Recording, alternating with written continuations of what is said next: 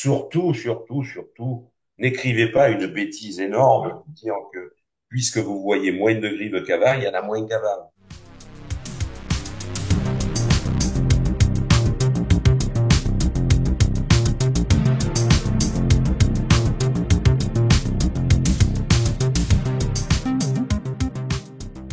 De faire une nouvelle étude sur l'état de conservation des grives et du merle, et il semblerait que les populations soient en augmentation.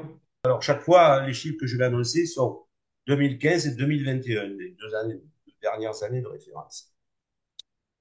Pour le merle noir, on a un accroissement de 10 millions d'individus reproducteurs. Pour la musicienne, idem, hein, on passe de 50 millions à 60 millions de reproducteurs. Pour la grive licorne, on est dans ces eaux-là, voire même un peu plus, avec une augmentation de 11 millions. Pour la movie, l'augmentation est seulement de 1 million. Et pour la grive draine, l'augmentation est en gros d'1 million d'individus reproducteurs, ce qui nous fait passer, disons, de 230 millions de reproducteurs en 2015 à 263 millions.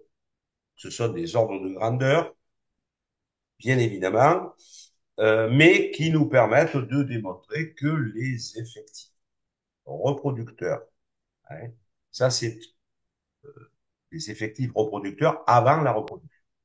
Après, bien évidemment, ces couples reproducteurs, il y a la reproduction, et pour pas qu'on puisse nous accuser d'un optimisme débordant, moi j'ai pris comme succès reproducteur de ces couples-là, deux jeunes donc par couple, ce qui est un minimum, puisque ça ramène à un jeune par adulte, ce qui permet à peine de renouveler la population. Donc on ne pourra pas nous accuser d'avoir un optimisme débordant.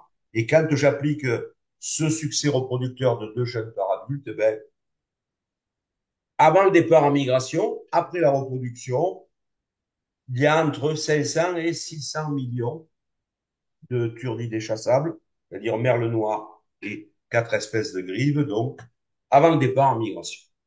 Alors après, bien évidemment, toutes, euh, tous ces individus ne viennent pas en France.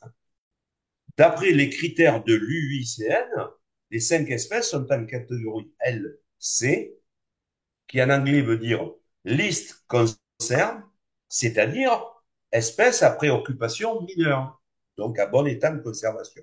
Très bon signe pour nous. Alors, pour nos amis chasseurs, ça c'est très bon signe. Donc le stock européen est présent. Nous avons maintenant des arguments pour défendre leur chasse, raisonnable, durable, bien évidemment, puisque nous sommes donc en Europe du Sud-Ouest les seuls pays, bon, il n'y a que 10 pays dans l'Union européenne qui chassent au moins une espèce de turdidés, hein, 10 pays seulement, hein, sur les 27. Bon. Ce qui ne veut pas dire pour autant, et ça je m'adresse à nos amis chasseurs, ce qui ne veut pas dire pour autant qu'on va en voir beaucoup plus. C'est-à-dire que le capital est présent en Europe, certes, plus abondant qu'avant, mais, mais bah, le changement climatique a fait que bah, les oiseaux migrent moins fréquemment et moins loin qu'auparavant. Alors surtout, ce que je demande à nos amis chasseurs, surtout en raison notamment de ces réseaux sociaux, surtout, n'écrivez pas une bêtise énorme, disant que puisque vous voyez moins de grives qu'avant, il y en a moins qu'avant. Il faut savoir où. Non, en Europe, je vous ai apporté la preuve qu'il y en a beaucoup plus qu'avant. Et si vous ne me croyez pas, ben vous allez dans les républiques baltes, vous allez en Pologne, vous allez en Allemagne, et vous verrez par vous-même. Voilà. Sachez que il y a 50 ans, il n'y a aucun Kurdidé qui hivernait dans les républiques baltes. Vous savez, ces trois petites républiques là qui sont sous la Finlande, qui sont à 3000 kilomètres de Paris. Mais il y a 50 ans, il n'y avait aucun merle noir, ni aucune grive bovine, ni aucune licorne qui passaient l'hiver là-bas. Aujourd'hui, c'est environ 40%.